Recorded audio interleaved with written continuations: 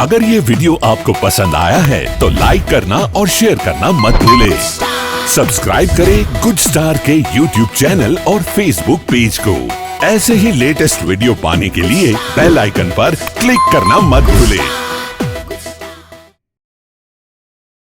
ऋषिना गळाમાં નાખ્યો સાપ મન સમજાવીના એ માયલો જાણે રે મે સારા કામ કરીએ। પરીક્ષિત રાજાને અજ્ઞાન હોઈ જા અને તેથી ઋષિના ગળાની અંદર ફેંકો સાપ અને પરીક્ષિત રાજાને અરે અજ્ઞાન વશ થઈ પણ પોતાના માથા ઉપર કળિયુગનો વાસ હતો એટલે તરત જેણે સાપને જ્યાં ફેંક્યો અને જો સાપ જ્યાં ફેંકે છે બનવા કાળે બન્યું એવું કે કોઈકે લઈને શમીક ઋષિના દીકરા શૃંગીને કહેવામાં આવ્યું। શૃંગીને કહ્યું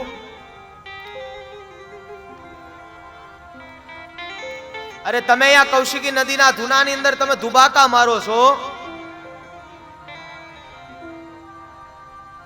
ને તમારા પિતાજીના ગળાની અંદર મૃત સર્પ કોક ફેંકીને ચાલ્યું ગયું છે। હવે તમે અરે એમને તો તમે જુઓ,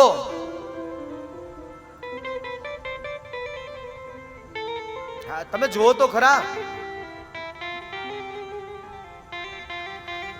જ્યાં હાથની અંદર એટલે કૌશિકી નદીનું જ્યાં હાથમાં જળ લીધું પોતે સંકલ્પ કર્યો અને સંકલ્પ કરતા કહે છે इति लंघित मर्यादं तक्षकः सप्तमे हनि दंशति स्वं कुलंकारं चोदितो मे ततद्रुहम। साप आपता કહ્યું કે જેણે વેદ અને શાસ્ત્રની મર્યાદાનું ઉલ્લંઘન કર્યું છે, નિરપરાધ મારા પિતાના ગળાની અંદર જેને મૃત સર્પ ફેંક્યો છે અને એ જ આજથી 7મે દાડે એનું તક્ષક સર્પદંશ દ્વારા એનું મૃત્યુ થશે। શૃંગી દોડતો દોડતો પોતાના પિતાની પાસે આવી અને રડવા લાગ્યો છે, આક્રંદ કરવા લાગ્યો, રડવા લાગ્યો। ઋષિની સમાધિ છૂટી, જ્યાં જોવે ત્યાં તો પોતાનો દીકરો બેટા તું શા માટે રડે છે? ત્યારે કીધું કે પિતાજી તમે જોવો તો ખરા, તમારા ગળામાં કોઈકે મૃત સર્પ પહેરાવી દીધો છે। તમે પિતાજી તમે જોવો તો ખરા, અરે તમારા ગળાની અંદર કોઈકે મૃત સર્પ પહેરાવ્યો। અને જ્યાં ઋષિએ જોયો અને ત્યાં તો જોવે તો કે આ તો આપણા આશ્રમનો છે, અરે આને માર્યો કોણે હશે મારા ગળાની અંદર કેમ? અને ત્યારે મારા ગળાની અંદર કેમ આવ્યો? નક્કી એવું લાગી રહ્યું છે કે કદાચ બની શકે કે કોઈ કદાચ રાજા કળિયુગની અંદર આસક્તિ વાળો જીવાત્મા બન્યો હોય અને એની અંદર આસક્તિ લાગી હોય, કળિયુગ માથે અસવાર થયો હોય અને તો કદાચ બની શકે કે ઈ અવડી મોટી ભૂલ ખાઈ શકે। આ નહીતર અવડી મોટી ભૂલ કોઈ ન ખાઈ શકે। અને ત્યારે કે પિતાજી તમે જરાય ચિંતા ન કરો, પણ જે રાજાએ આવું કૃત્ય કર્યું છે ને એ રાજાને આજથી 7મે દાડે તક્ષક સર્પદંશ દ્વારા એનું મૃત્યુ થશે, મેં શ્રાપ આપી દીધો છે। અને ત્યારે ઋષિએ કીધું, પોતાના દીકરાને સમજાવ્યા, અરે બેટા, અરે ભૂલ હાવ નાની એવી અને તેને શ્રાપ અવડો મોટો આપી દીધો, મૃત્યુ દંડનો તે શ્રાપ આપી દીધો। અરે બેટા તારે આવું નહોતું કરવું। અને જ્યાં ઘણું બધું સમજાવે છે અને ત્યારે કહેવાય ગયું પણ હવે તો શું થશે? અને આ બાજુ જ્યાં રાજા પોતાના મહેલની અંદર ગયા, જ્યાં જોવે પોતાનો રાજમુકુટ હતો એક બાજુ નીચે મૂકી અને પોતે એ કરેલું પાપ છે એ તરત જ યાદ આવ્યું। અને જ્યાં યાદ આવે ત્યાં તો વિચાર કર્યો, અરે આ મારું શું થશે? અને ત્યારે પરીક્ષિત રાજા એ પોતાના દીકરા એટલે જન્મેજય રાજાને પોતાની રાજગાદી સોંપી અને તરત જ પોતે ગંગાના કિનારે જતા રહ્યા। ગંગાના કિનારે નારદજીનો ભેટો થયો અને નારદજીનો ભેટો થયો ત્યારે કીધું, બાપજી આજથી 7મે દાડે તક્ષક સર્પદંશ દ્વારા મારું મૃત્યુ થવાનું છે, એના માટે થઈ અને તમે મને બચાવી લ્યો। અરે હવે મારે શું કરવું જોઈએ? અને ત્યારે કહેવામાં આવ્યું કે હવે તમે ગંગાના કિનારે તો આવી ગયા છો, આ મુક્તિનો દ્વાર છે, પણ એમાં પણ જો તમે ભગવાનની કથાને તમે સાંભળો અને જો તમે ભગવાનની કથાને સાંભળશો તો નક્કી એવું મને લાગે છે કે નક્કી તમારા ઉપર ભગવાનની ભગવત કૃપા વરસશે। અને ત્યારે કે પણ બાપજી તમે કોઈ કેવો પરમહંસ મને આની અંદર શોધી દો, કારણ કે ગુરુ વિના ભવનિધિ તરઈ ન કોઈ, આ જો વિરંચી શંકર સમ હોય। આ ગુરુ વિના ભગવાનની પ્રાપ્તિ થતી જ નથી. ગુરુની જીવનમાં આવશ્યકતા છે. ગુરુની જીવનમાં આવશ્યકતા છે. કદાચ ભગવાન જો પણ આવ્યા હોય ને અને તો પણ ગુરુનું રૂપ ધારણ ગુરુ સ્વરૂપે જ આવે છે. ભગવાને આ ધરા ઉપર જો કદાચ જન્મ લીધો ને ત્યારે એને પણ ગુરુની જરૂર પડી છે, તો મારા ને તમારા જીવનમાં પણ પડશે જ ને. એ જ નારદજીને પૂછવામાં આવ્યું ત્યારે કહેવા લાગ્યા, અરે આમાંથી તો મેં બધાય સંતોને જોયા, પણ આમાંથી કોઈ એવો પરમહંસ કોઈ મળી જાય ને, અરે તો કદાચ એ મને ભવસાગરને પાર કરવાનો વારો આવી જાય, એ ભવસાગરને પાર કરવાનો એટલે મને છેડો મળી જાય. પણ એવામાં ને એવામાં બધાય સંતો ઋષિમુનિઓ પર દ્રષ્ટિ તો પડી, પણ એમાંથી કોઈ યોગ્ય ન લાગ્યું. અને ત્યારે એક બાજુથી નગ્ન દિગંબર અવસ્થામાં આવી રહેલા એ સુખદેવજી મહારાજની ઉપર દ્રષ્ટિ પડી.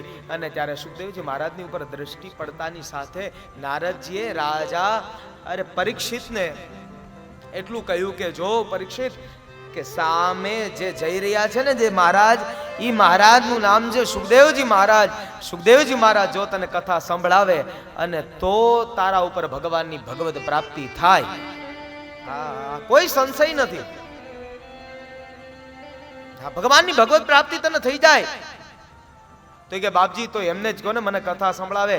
અને ત્યારે સુખદેવજી મહારાજ તો કેવા, તત્રાભવદ ભગવાન વ્યાસ પુત્રો યદૃચ્છયા ગામતમાનો નપેક્ષા અલક્ષલિંગો નિજલાભ તુષ્ટો વૃત્તસ્ય બાલેરવધૂ. ભગવાન સુખદેવજી મહારાજ અચાનક ત્યાં પ્રગટ થયા નગ્ન દિગંબર અવસ્થાની અંદર.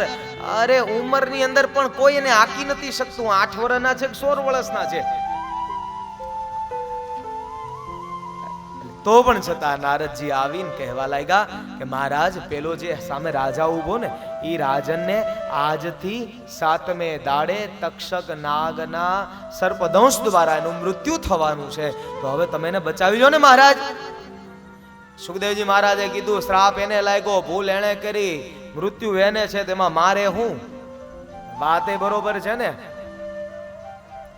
ભૂલ એને કરી, શ્રાપ એને લાગ્યો, મૃત્યુ એનું થવાનું, તેમાં મારે હું? મારે શું કરવું જોઈએ? ત્યારે નારદજી મીઠો ઠપકો આપે સુખદેવજી મહારાજને. નારદજીએ મીઠો ઠપકો આપ્યો કે આપ તો દ્રષ્ટિવાળા સંતો છો. અરે સંસારના આ અગ્નિની અંદર જે લોકો બળીને ભસ્મ થઈ જાય છે, સંસારના કુવાની અંદર જે લોકો અંધ વ્યક્તિ છે એ તો પડવાનો જ છે. કદાચ આગળ એ કાંઈ નહીં દેખાય. હવે આપણે જોવા જઈએ કે અહીંયા એક આગળ ખાડો છે ને કોઈ એવો પ્રજ્ઞાચક્ષુ કોઈ વ્યક્તિ હાઈલો જાય છે અને એને ખબર નથી આગળ ખાડો છે અને એમાં કદાચ મારું મૃત્યુ થવાનું છે, પણ એને ખબર નથી. પણ મારી તમારી પાસે આંખો છે એટલે આપણને ખબર છે. અને એ વ્યક્તિ જો ત્યાં જ હાઈલો આવે છે ને ખબર હમણાં પડી જાહે અને હું તમે રોકે નહીં તો આપણે એના જેવા જ થઈએ. જો દ્રષ્ટિ આપી હોય અને કોઈને જો ખાડાની અંદર પડાવીએ તો એટલું યાદ રાખજો આપણામાં ને એનામાં કઈ ફેર ન પડ્યો. નારદજીએ કહ્યું સુખદેવજી મહારાજ તમે એને કથા સંભળાવો. અને જ્યારે સુખદેવજી મહારાજ કથા સંભળાવવા માટે તૈયાર થયા, સુખદેવજી મહારાજ તરત ઊભા થયા અને આસન લીધું, મૃગ ચર્મ છે અને હાથમાં કમંડળ છે અને રાજા પરીક્ષિતની પાસે આવ્યા. પરીક્ષિતની પાસે આવી આસન લીધું, આસન બિરાજ્યા અને જ્યાં આંખમાં આંખ મળી આંસુઓની ધારા થઈ અને રાજા પરીક્ષિતને ખબર પડી ગઈ કે મને નક્કી એવું લાગે છે કે હવે ભગવાન મળશે. અને ત્યારે પરીક્ષિતે પૂછ્યું કે મહારાજ જેનું મરણ નજીક આવ્યું હોય એવા વ્યક્તિએ શું કરવું જોઈએ? અને ત્યારે એ પ્રશ્ન પૂછ્યો, અતઃ પૃચ્છામિ સંસિદ્ધિમ યોગિનામ પરમં ગુરુમ પુરુષસ્ય હયત કાર્ય વિયમાનસ્ય સુખદેવજી મહારાજે ભગવત કથા સંભળાવવાનું હવે અહીંયાથી શરૂ થયું અને કહેવા લાગ્યા જે તમારો પ્રશ્ન છે ને મહારાજ એ રાજન પરીક્ષિત સાંભળો. જેનું મૃત્યુ આવ્યું હોય અને એવા વ્યક્તિએ શું કરવું જોઈએ, આ તમારો પ્રશ્ન છે. અને એની સામે મારો પ્રત્યુત્તર હું તમને આપું છું કે જેનું મૃત્યુ નજીક આવ્યું હોય, જેને મૃત્યુની અવસ્થા આવી ગઈ હોય, એવા વ્યક્તિએ ભગવાનની ભગવત કથાઓને સાંભળવી જોઈએ. ભગવાનની ભગવત પ્રાપ્તિ કરવા માટે થઈ અને એને દોટ મૂકવી જોઈએ. અને આમ પણ આપણું ઉપનિષદનું એક વાક્ય છે, અથાતો બ્રહ્મ જિજ્ઞાસા. અથાતો બ્રહ્મ જિજ્ઞાસા.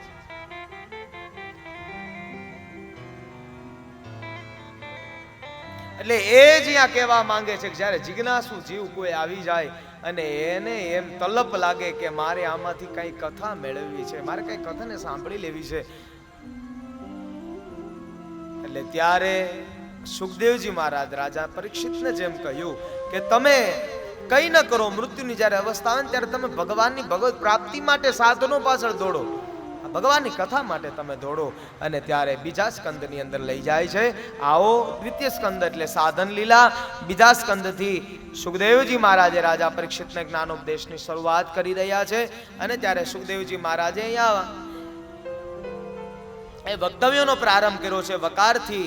શા માટે વકાર? તો કે વકાર છે એ અમૃત તત્વ બીજ વાળો શબ્દ છે, આશાઓને વધારનારો શબ્દ છે.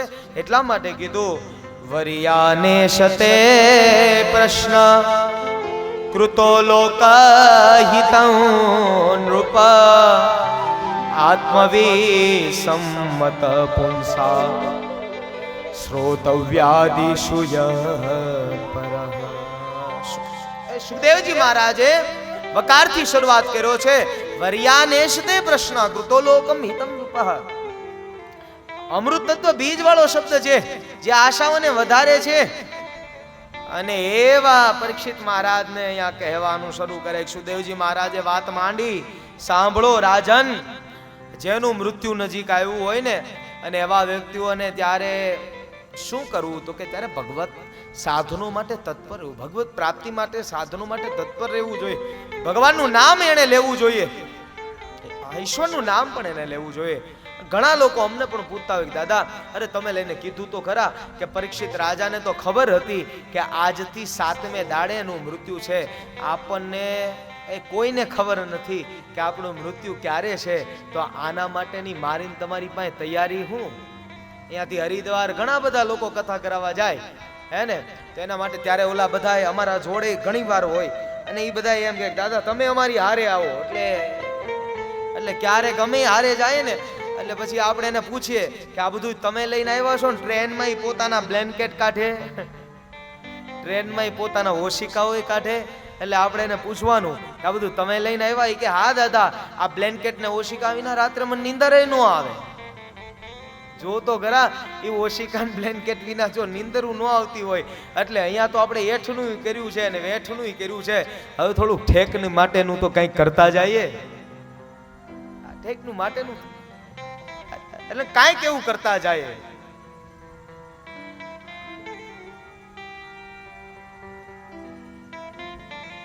એટલે કે દાદા આના વિના તો નીંદર નહીં આવે. એટલે ઘણા લોકો એમ પૂછે કે દાદા, અરે રાજા પરીક્ષિતને તો ખબર હતી કે આજથી 7મે દાડે મારું મૃત્યુ થવાનું, આપણને તો ખબર નથી. પણ વાર તો મૂળ 7 જ છે ને, જવાનું તો 7 જ દિવસની અંદર. આ પૂજ્ય ભાઈ શ્રી સદગુરુ ભગવાન એવું કહે છે.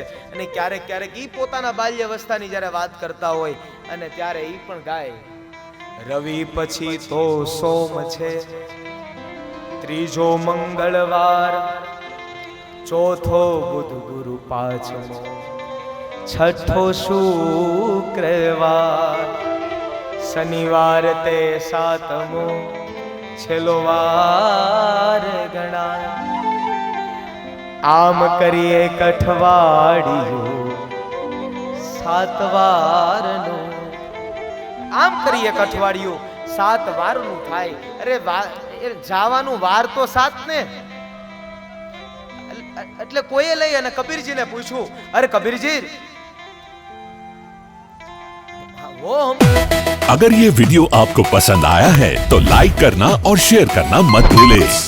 सब्सक्राइब करें गुड स्टार के यूट्यूब चैनल और फेसबुक पेज को। ऐसे ही लेटेस्ट वीडियो पाने के लिए बेल आइकन पर क्लिक करना मत भूलें।